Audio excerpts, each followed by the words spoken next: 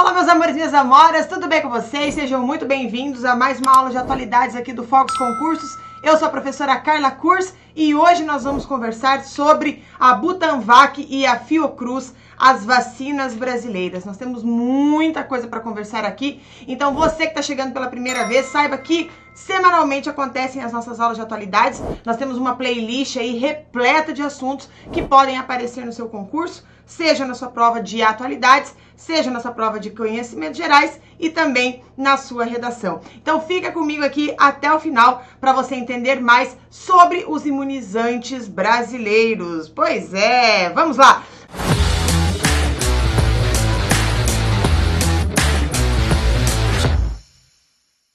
Mas antes disso, quero te convidar a se inscrever nos nossos principais canais aí da rede, da internet.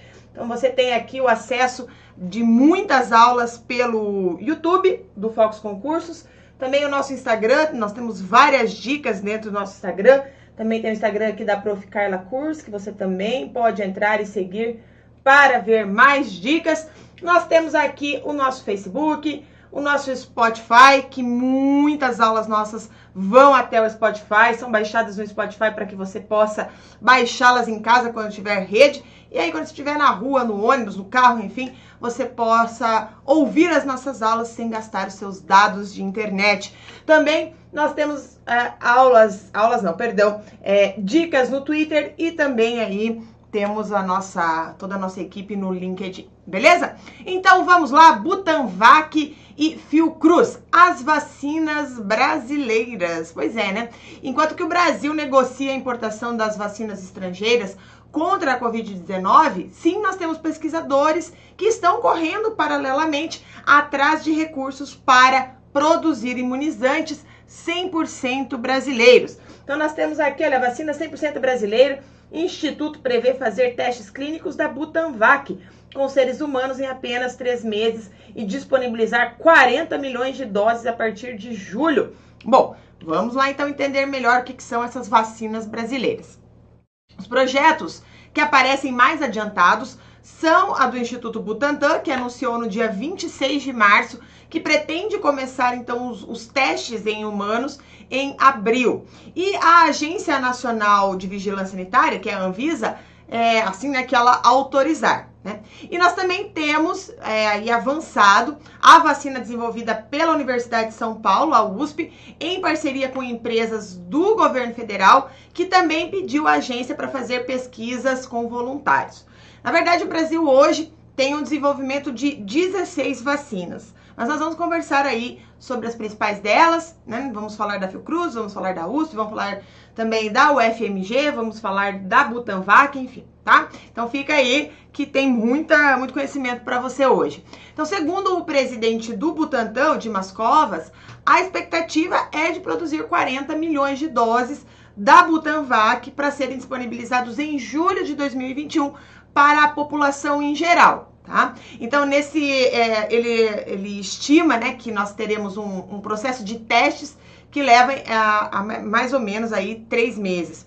Agora, como eu falei, existem outros projetos de vacinas com tecnologia nacional que estão em andamento. A maioria ainda está na fase de testes com animais e um deles é produzido pela microbiologista Ana Paula Fernandes, do Centro de Tecnologia e Vacinas e Diagnóstico da Universidade Federal de Minas Gerais, a UFMG.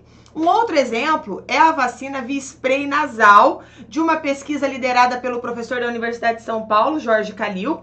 Ele está fazendo também os testes em animais e tenta angariar recursos com as empresas brasileiras para viabilizar a pesquisa em humanos.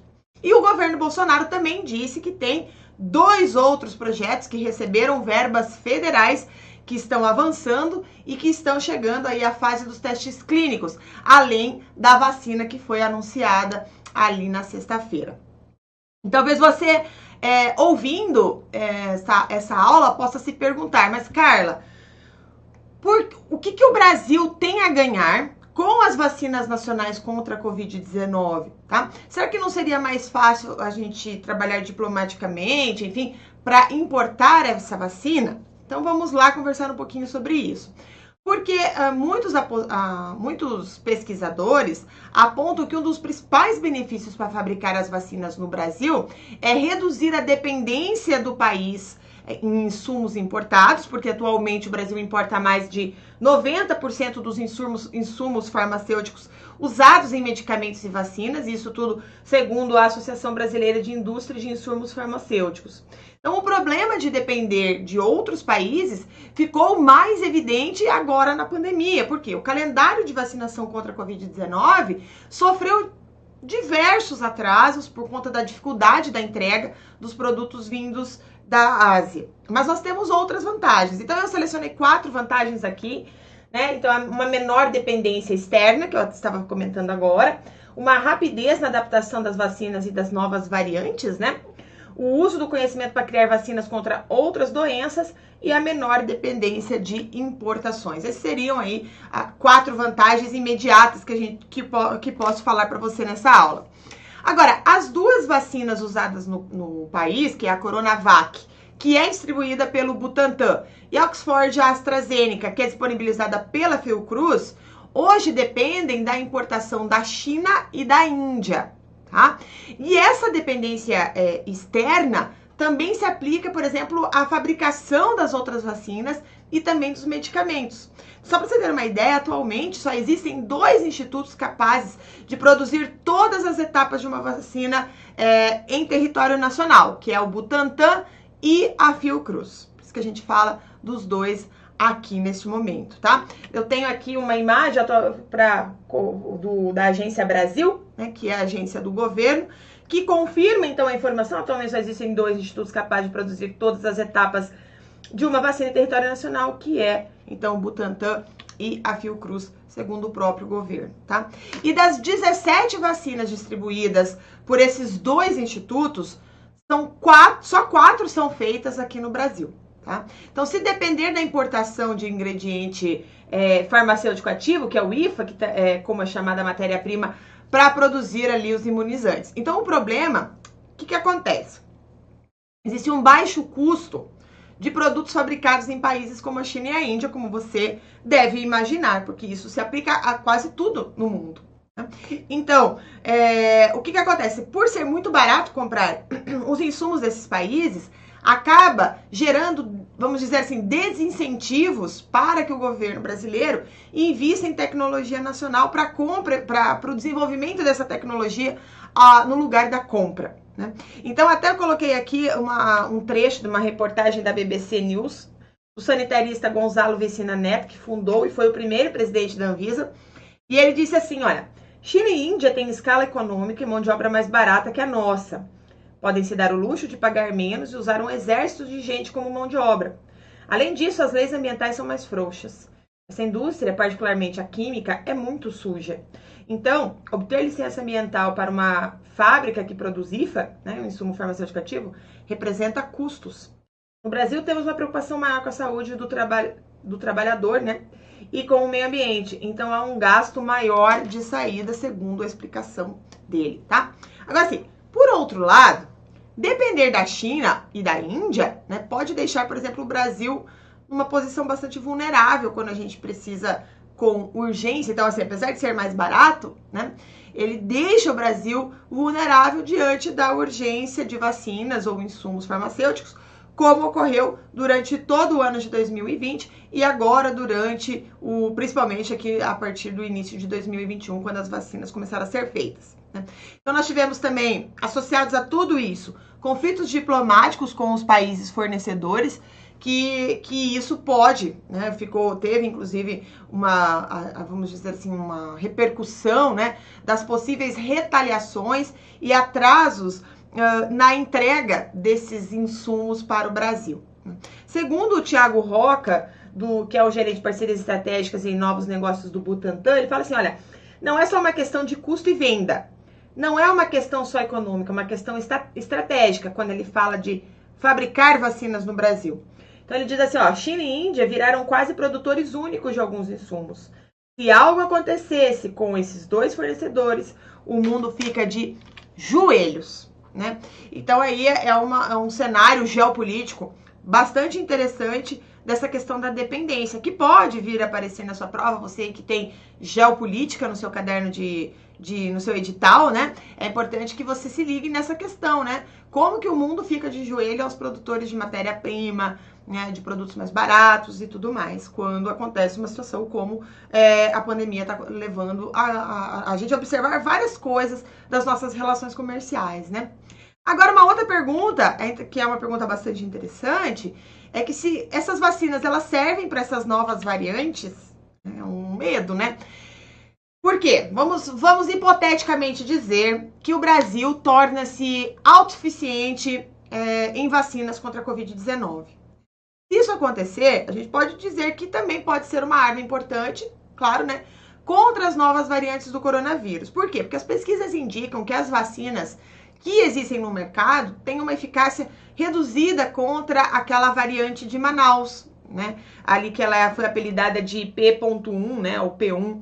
Então, enquanto houver a circulação em larga escala do vírus, como ocorre atualmente aqui no Brasil, as novas mutações com maior capacidade de driblar as vacinas, elas podem surgir. Então, os pesquisadores dizem que provavelmente as vacinas contra a Covid-19 terão que ser atualizadas todo o ano, como, por exemplo, acontece com as vacinas contra a gripe, né? Para serem aí adaptadas às variantes. Portanto, a vacinação de toda a população brasileira não deve encerrar a demanda por vacinas, né? Já que as doses de reforço podem efetivamente ser necessárias, como eu acabei de falar, dar o exemplo aí da vacina da gripe, né? Contra a gripe.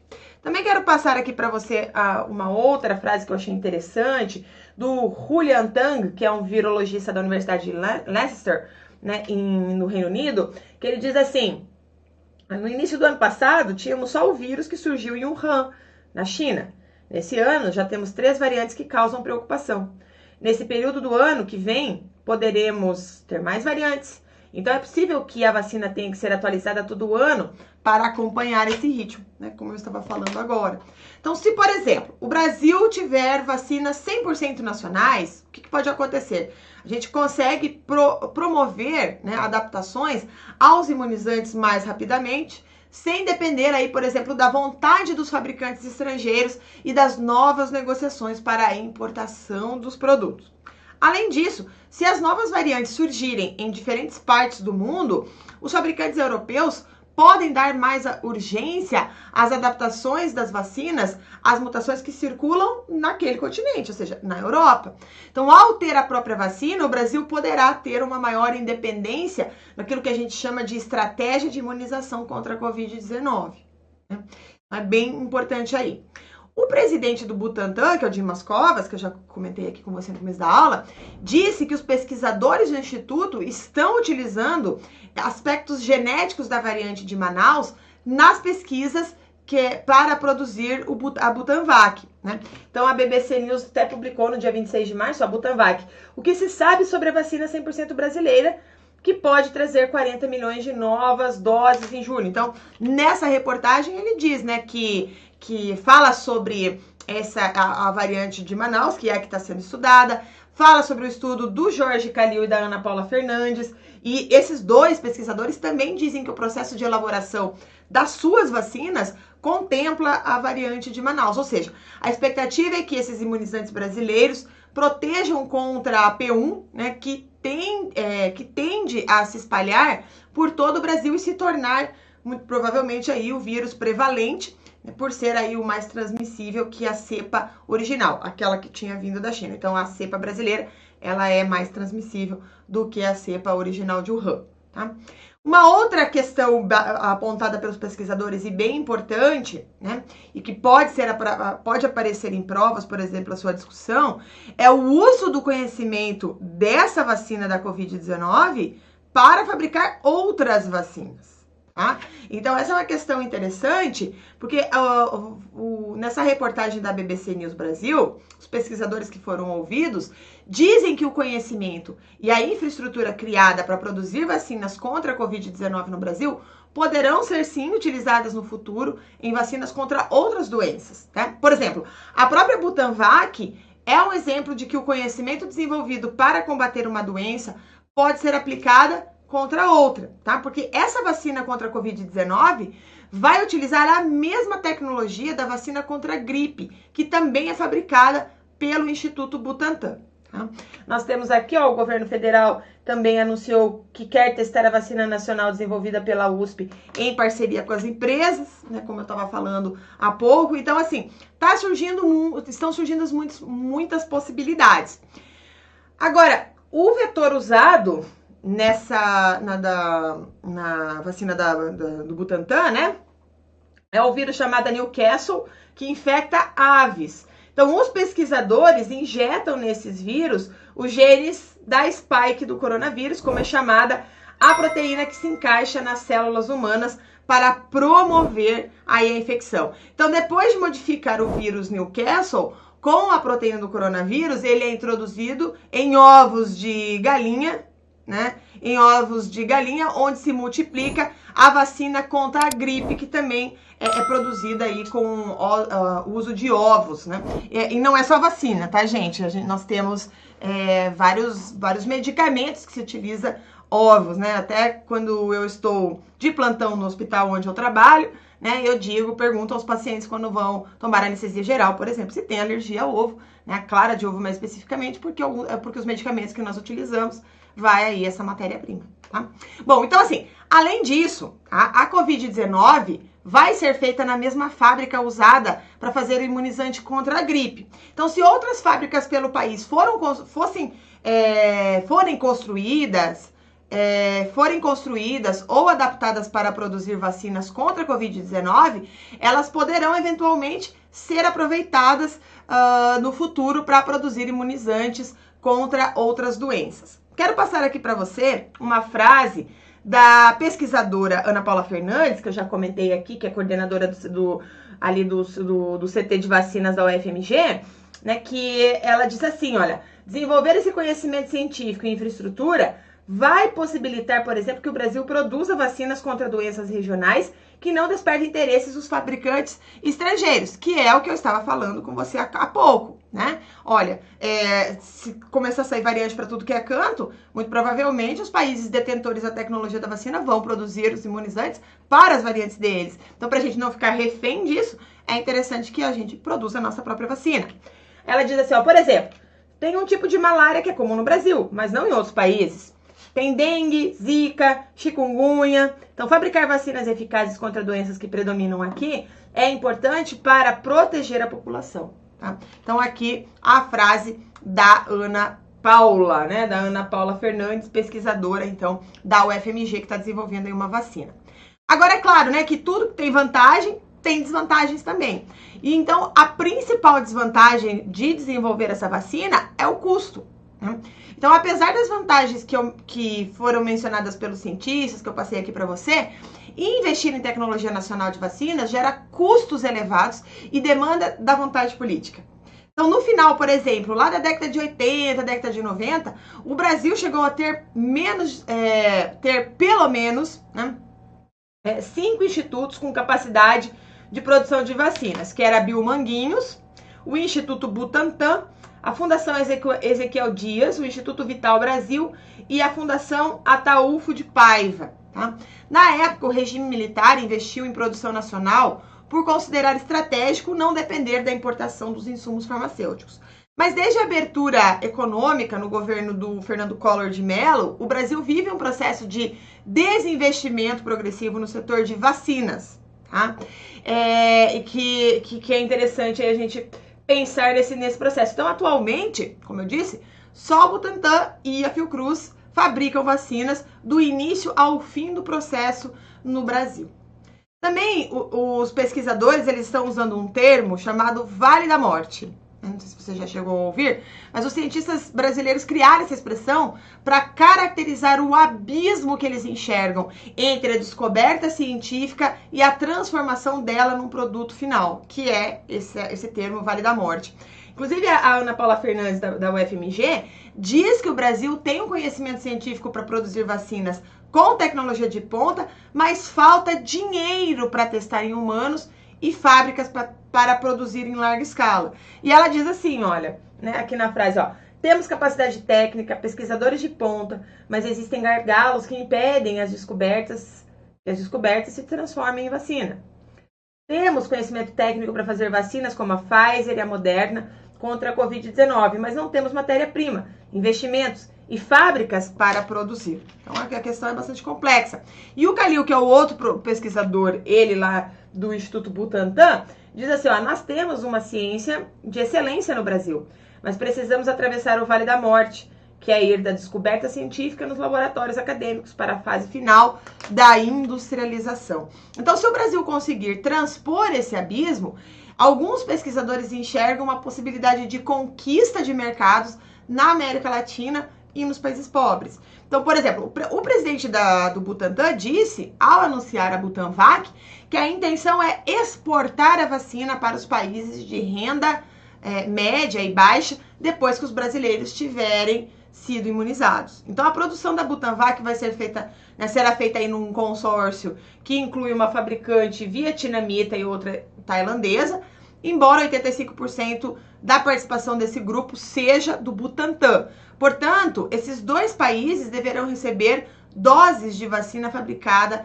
aqui no Brasil, né? Então, o Butantan, nesse consórcio, ele tem o compromisso de fornecer essa vacina para os países de renda baixa e média. Então, se o mundo rico, por exemplo, combate o coronavírus porque tem recursos e vai ficar, vamos dizer assim, relativamente livre do vírus, os países de renda baixa e média poderão manter a pandemia, sei lá até quando. Então, nós temos que ter a vacina, né, para que esses países,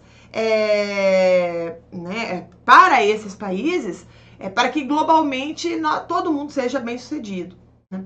Então, a gente, por exemplo, o ex-presidente da Anvisa, né, que é o Gonzalo Vecina Neto, enxerga a possibilidade do Brasil exportar as vacinas, mas ele ressalta que isso vai depender, obviamente, muito além, da ciência em si, mas também da capacidade de gestão e da diplomacia do Brasil, já que a Índia e a China também competem, né, vamos dizer assim, por mercados na América do Sul, na África e na Ásia. Então aqui diz, né, o Gonzalo Vecina Neto, ó, vamos ser um produto mais caro que a Índia e a China, mas vamos gerar emprego internamente e reduzir a dependência externa.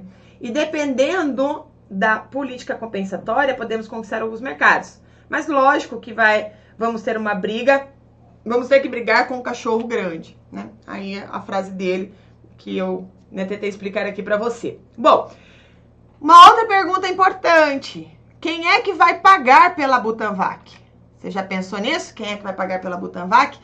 O presidente do Butantan e o governador de São Paulo não deram detalhes sobre os valores necessários para custear as fases clínicas e a produção em larga escala da Butanvac. Mas eles fizeram questão de dizer que não há dinheiro do Ministério da Saúde, ou seja, não tem dinheiro do governo federal. Então, segundo Dória, os investimentos são do governo de São Paulo e do Butantan, né?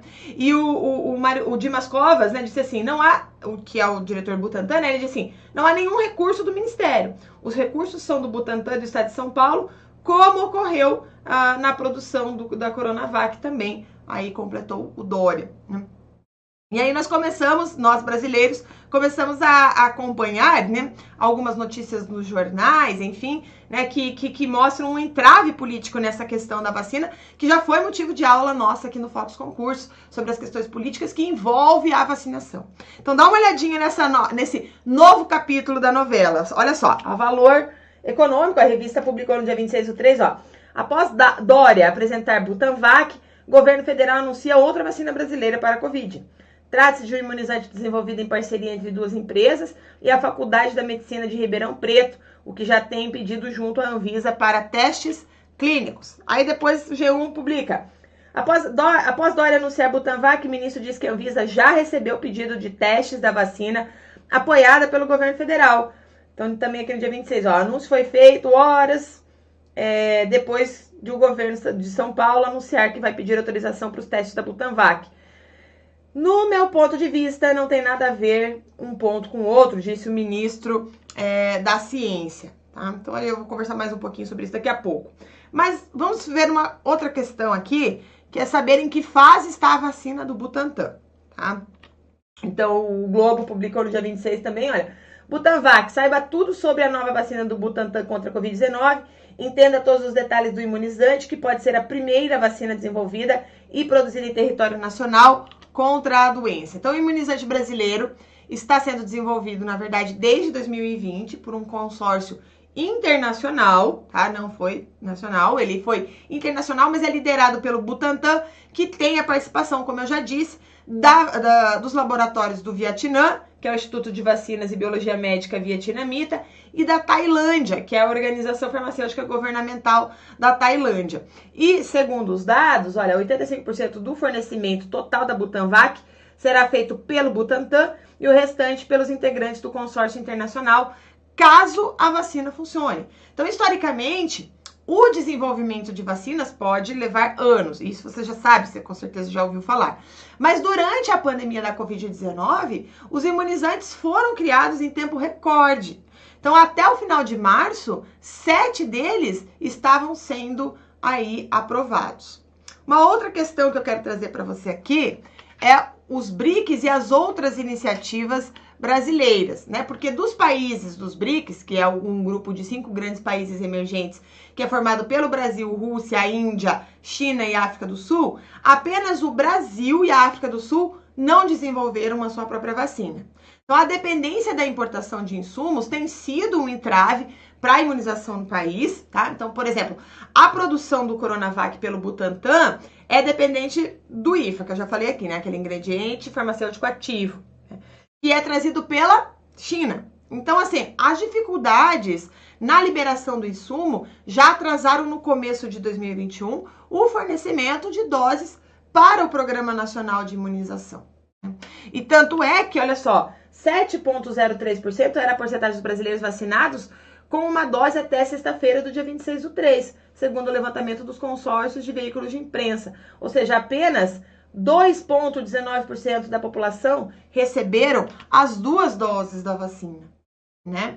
E daí a gente fala que a gente volta naquele assunto da política dentro da imunização, porque a vacina experimental do Butantan não é a primeira iniciativa desse tipo do país, tá? Porque até o final de 2020 havia no Brasil 16 projetos de pesquisa para o desenvolvimento de imunizantes contra a doença já em andamento, ainda em fase pré-clínica, que eles chamam, tá? Então, assim, no começo de março, a Anvisa já estava analisando a possibilidade de testes humanos de 3 deles, que é o da USP, né, que é a Universidade Federal de São Paulo, da UFMG, a Universidade Federal de Minas Gerais, que a gente já conversou aqui, e da UFRJ, que é da Universidade Federal do Rio de Janeiro. Tá? Então, mas qual que foi a polêmica que eu falei da questão política? Olha, anunciou, ó, Pontes anuncia vacina do governo federal 7 horas após São Paulo divulgar a Butanvac, que foi publicada aí no dia 26/3, né? Então aí começa as questões de discussão. Então assim, 7 horas após o anúncio da Butanvac, o ministro da Ciência e Tecnologia, Marcos Pontes, anunciou que o projeto da USP, que conta com financiamento do governo federal, já havia pedido no dia 25, tá? No dia 25 de março, a autorização da Anvisa para o início dos ensaios clínicos. Então a iniciativa ela é conduzida pela Universidade de Medicina de Ribeirão Preto, em parceria com as empresas Pharmacore e a PDS Biotechnology, né, dos Estados Unidos. Então, daqui a Folha de São Paulo também publicou, no dia 26 de março, após o anúncio do Butantan, Marcos Pontes diz que pediu o teste da vacina do governo Bolsonaro. De acordo com o ministro da Ciência, a solicitação foi feita junto à Anvisa e o anúncio não tem a ver com a Butanvac do governo paulista. Então, ele teve que se justificar, né? Então, os 2 anúncios no mesmo dia reeditam aquela disputa que o presidente Jair Bolsonaro e o governador João Dória já vinha travando lá em 2020 em torno das vacinas contra a Covid-19. Então, a Coronavac saiu na frente da vacina da Oxford, né, que é a única aposta do governo federal até então, até o momento que eu gravo essa aula.